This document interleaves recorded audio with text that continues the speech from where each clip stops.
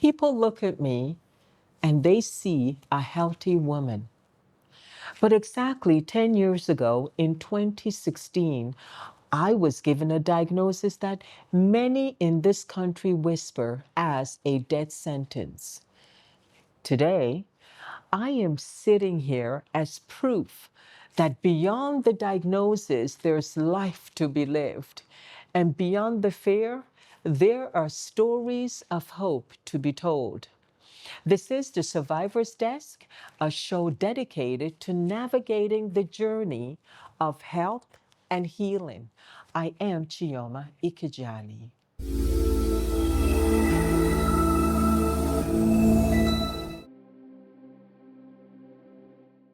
Because I was a late presenter of stage 4 breast cancer, my oncologist looked me in the eyes and told me I would have to maintain a 21-day prescribed treatment plan for life. At first, for life felt like a prison sentence. I sat in that office and I felt the air leave the room. In 2015, I started to feel a lump, but the crazy thing is that I just didn't do anything. So one day, I ended up visiting a friend at a hospital, and I sort of decided that maybe I should have a full physical examination. And that's when I was first really diagnosed. It was real. And I was still in a state of shock because the doctor was talking to me, and I didn't feel that I was there. It was scary. And it's a shocking thing for anybody to be told that they had breast cancer. Not alone to be told that you're stage 4. And I remember the doctor said to me, well, your journey begins today. And I was in a state of shock because I just couldn't believe that I had cancer. Never believed that I would ever have cancer. And so I went home and I made a commitment that I'm going to fight for my life. The first few months of starting to go to the cancer hospital, I really felt for the very first time that I wasn't the person that I was before I was diagnosed with cancer. I've actually never said this before, but this is something that happened to me. And I remember I wouldn't even take the elevator to go up the stairs. I would walk up the stairs. I didn't want anybody that I knew that would see me in an elevator that could identify, oh, why is Chioma in this place? What is she doing? Is she visiting somebody? Oh, she must have cancer. In my mind, I was trying to run away from the fact that I had cancer. And I think that is one of the most difficult things that I've had to undergo in the beginning of my journey. I remember the first time I was getting the chemo. The first few weeks were great, and I kept on thinking, oh, my hair's not gonna fall off. And then my hair started falling off, and I had to look at myself in the mirror. And that's actually one of the most vulnerable moments of my life, is when you are looking at your bald head and you don't know whether you're actually going to survive because you're going through the chemotherapy. And what I really didn't expect were nosebleeds, or I would try and eat and I couldn't taste the food, the chemo. Oh my God, my mouth felt like iron or metal. And then I had cold sores inside my mouth. That was really, I couldn't brush my teeth. I had to take, but they would give me medicine and I would take it and it would clear. And then I remember my doctor said, we're going to do an MRI and see how the progress is. And he told me, I remember he ran into the room and he said, I'm happy, I'm happy. And I said, why are you so happy? He said, your report is amazing. Like, your tumors have shrunk significantly. And over the year and a half that I was in chemo, I mean, my tumors just kept on disappearing and shrinking until my doctors told me that we don't even see this, we don't see the tumors anymore. And you don't have to cut your breast. You don't even have to do radiation. Like, we don't even understand.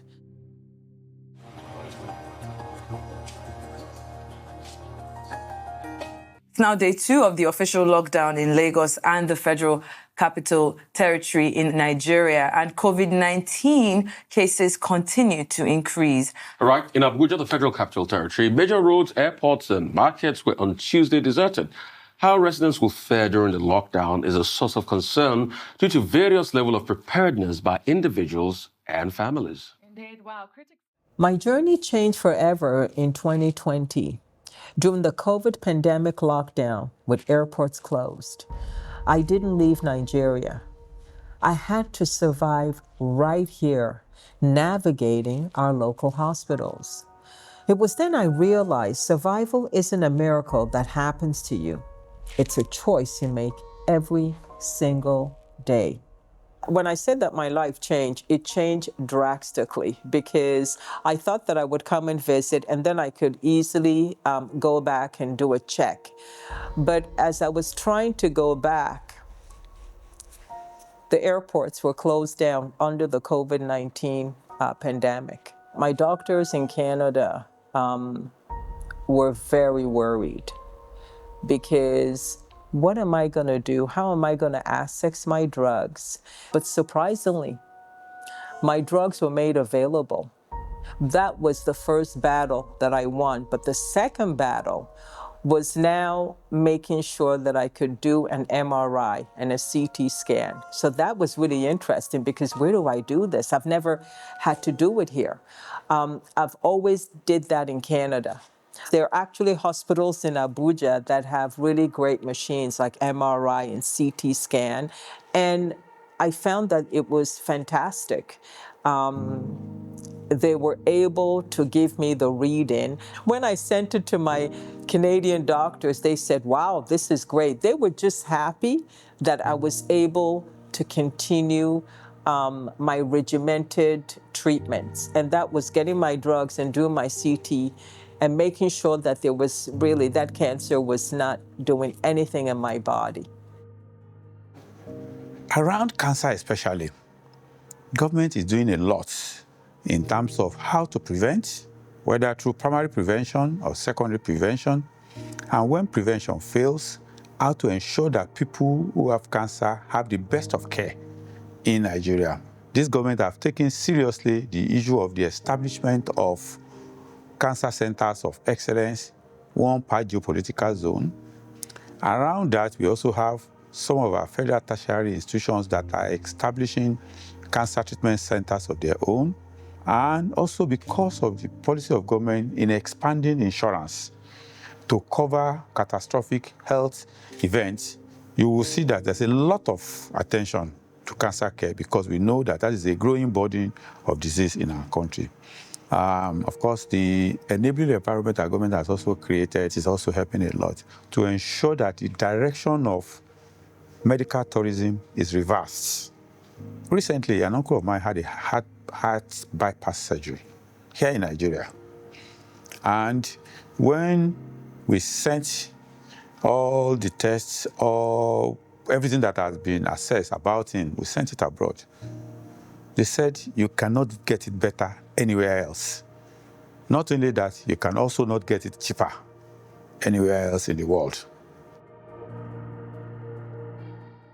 We are blessed at AMC to have the best advanced technology that even I can say that it exceeds some good hospitals in the West. But what I'm more proud of is we are investing heavily to upskill our professionals. This is why I like AMC mission that we are a patient-centered healthcare provider, with King's as a serious partner with a hospital, built her reputation for the last 100 years or so. When you have an internationally renowned partner, now you are raising the bar in terms of who you are going to recruit, in terms of your clinical service strategy, in terms of audit. I like the word audit. In medicine, this is very important. So when you have your colleagues coming from a different healthcare system, which is developed. And they now come to audit you, supervise, support you with the experience they had over the last 100 years. This is very good. Number two, I think the challenge with Nigerians traveling abroad, seeking health care, I'm sure, is not about technology. If you are asking my opinion, it's about trust. Why should I trust you while I have bad experience with my mom, my sister? I went to you at night, I didn't find any serious physician taking care of me. So what AMC is proud of now is not only the fancy building, which is really fancy, which is the most advanced technology, which is truly are, but we are building the trust that if you came here with a loved one seeking for a clinical advice, I am sure that it's going to be an international level clinical advice. I met a lot of OGAs and VIPs in this country. I always telling them, how much money you have if you have an emergency, even if you have your private jet, you cannot make it to UK or France before 5-6 hours. So I'm happy we have this place, and I hope AMCE will inspire too many others. This country deserves, and it has a lot of opportunity and potentials for 100 places like this. Now, when I walk through those doors with my prescription form in hand, I'm not going there to be a patient. I'm going there to collect my life. Those drugs are the fuel for my next 3 weeks of memories, laughter, and breath. The work you're doing is excellent because that is where the awareness starts from. We can talk until tomorrow morning about this. We need to really have louder conversations on issues that have to do with women's health, and in particular cancer. We've come a long way. The needle has moved, but it has not reached where it should be. I don't think anybody can confidently say they're comfortable in cancer control in their environment. We certainly are not. We're willing to put a lot more effort at it, and we need cooperation from all sectors: media, government, funding agencies, the banking sector, pharmaceuticals. In particular, I would like to see a situation where Herceptin costs me 20 naira for my patients. This 21-day rhythm has become the heartbeat of my existence. It requires a level of discipline that most people will never have to understand. It means showing up when I'm tired. It means trusting the lab results even when I'm scared. It means honoring the years of research, the late nights of scientists and the hands of the nurses at the hospital as part of a larger divine plan for my survival. But I'll tell you what I don't enjoy. I really don't enjoy the 21-day cycle. The first 2 weeks, I don't think about it because I really don't have any symptoms with my prescription. But where I start getting nervous is as I'm getting towards the 21 days, I start thinking, oh, now I have to go and see. I hope they have my drugs. And then, of course, they have my drugs. And then when I get my drugs, I have to go to a certified nurse or an auxiliary nurse. And then it's like a subcutaneous injection. So it's either in my arm or in my leg. And no matter how many times I get it, I don't like it. But it's something that I have totally embraced because it's saving my life. Healing isn't just about medicine. It's about the strategy you live by. Strategic compliance is my shield against the noise of misinformation. When you are fighting for your life, everyone suddenly has a secret tea that seems to cure everything. But I've had to build a wall around my 21-day treatment plan. I do exactly what my doctors say. Every 21 days, I receive my prescribed treatment no shortcuts, no medical herbs. I view modern science as a divine gift. It's a precise map designed to keep me on the road of the living. In literature, we name this maintenance protocol. Maintenance means what? That I always talk to my patient like this. You have an enemy. He is trying to take much land from your body. So my role as an oncologist to help you and your body trying to fight that enemy. So maintenance chemo, and nowadays we have maintenance targeted therapy. So it's not only chemo, we have maintenance endocrine therapy. What the word maintenance means is that the primary protocol was successful to reduce the burden of the tumor to a level where now we need to maintain the good response. For too many patients now, they are lucky, and their oncologist is lucky, that their tumor is highly sensitive to the treatment density. So what I am advising is, keep the density of the treatment as if now you are driving your car on a slope and you are putting your right lower limb on the brake. Please don't remove your foot. Otherwise, the probability of having a serious accident is there. So for those who are lucky to be maintained on treatment and their tumor is still responding, I beg you, continue the treatment. But listen, to be human, we need to strike the balance because we are trying to kill our enemy, but at the same time, there is collateral damage. So the good team, including oncologists, oncology nurses, palliative care consultants and physicians, you should have a system that can help you strike the balance between side effects and how to cope with and the good benefit of the drug. So it is not only to tell you, please follow this regimen for life, but how should I help you to follow it safely? But compliance also means being organized. Don't let the hospital process break you. Organize your medical history and your records so you aren't waiting for hours just to see your doctor. When you respect the records, the system respects your time. For a cancer patient, first is they must have their referral letter. That referral letter says a lot about what they have, what have been done so far. Then once they arrive, there must be a histologic diagnosis. And then thirdly, if there are further imaging studies that they have done in the previous center, then they should just come with the original copies of those so that our doctors here can evaluate them. So I think these are the three most important things. But I think what is much more important if they're coming is their state of mind.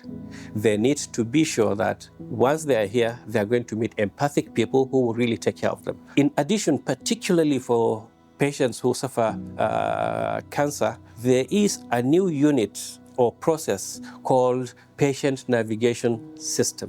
That unit is responsible in telling them every single day what to do, what's expected of them at every stage of their illness. And that had really helped. I turned my kitchen into a pharmacy.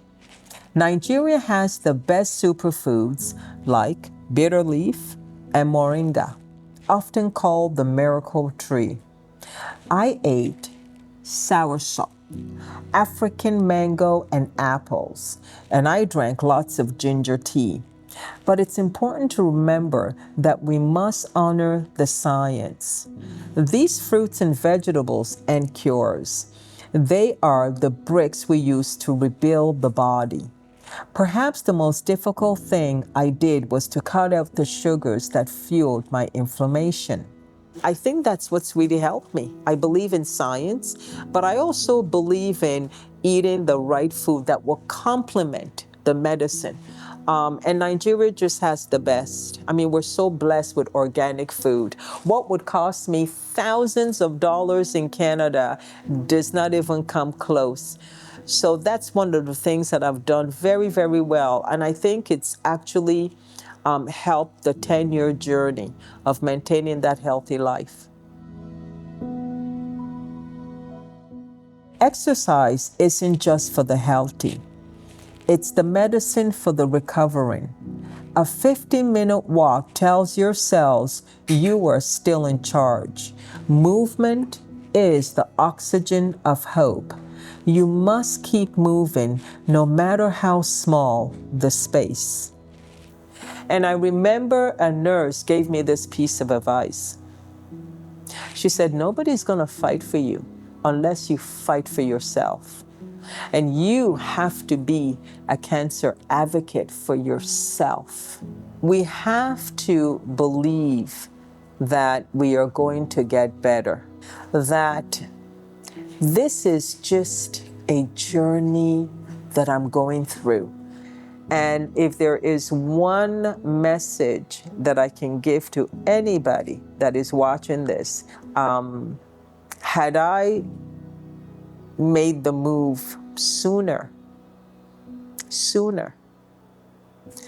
had I, when I felt that lump, gone and done an examination and checked it out, it would have been cost effective. I would have only had to be on medication for 18 months and not for life. So I keep saying that early detection, it's so critical to screen. It's so critical to check. It's so critical to do that self-examination because you're saving your life and you're saving the grief of family, because we never talk about the families of those that have cancer, because they're also worried. They are also going through the cancer journey with the person that has cancer. So you're doing everybody a lot of favor if you take the time and just test, you screen yourself. It's a simple advice and a recommendation. So as long as a female with a breast, you have a risk to develop breast cancer. We have a lot of scientific evidence that discovering the disease early will end up with high probability of cure, less intensive treatment, hugely affordable treatment. So please, my advice, learn to do a self-breast exam at least once per month around the menses time. Just try to check your breast. You are the most important healthcare provider for yourself. Just to check your breast, the 5 quadrants once every month. Then, if you have the capacity to go to a place equipped with a mammography, please let's do it once per year, starting from 25 years or more up to 65 years. In some areas in the world, we can do it every 2 years. But my call of action is, fear is #1 barrier for women in Africa or outside to inhibit them from seeking early detection. So it's better to get it early, less intensive treatment, less disfigurement, very affordable treatment, and instead of being a stage 4 at presentation.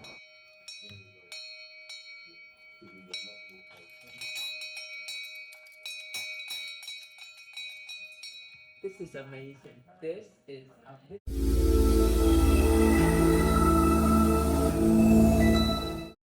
This journey has been challenging, and hope can sometimes feel heavy. But I believe that with consistency, complete transformation is achievable, turning small daily efforts into lasting gains. Your diagnosis is just a chapter. It is not your whole story. And remember, early detection saves lives. Until next time, stay hopeful and stay well. This is the Survivor's Desk.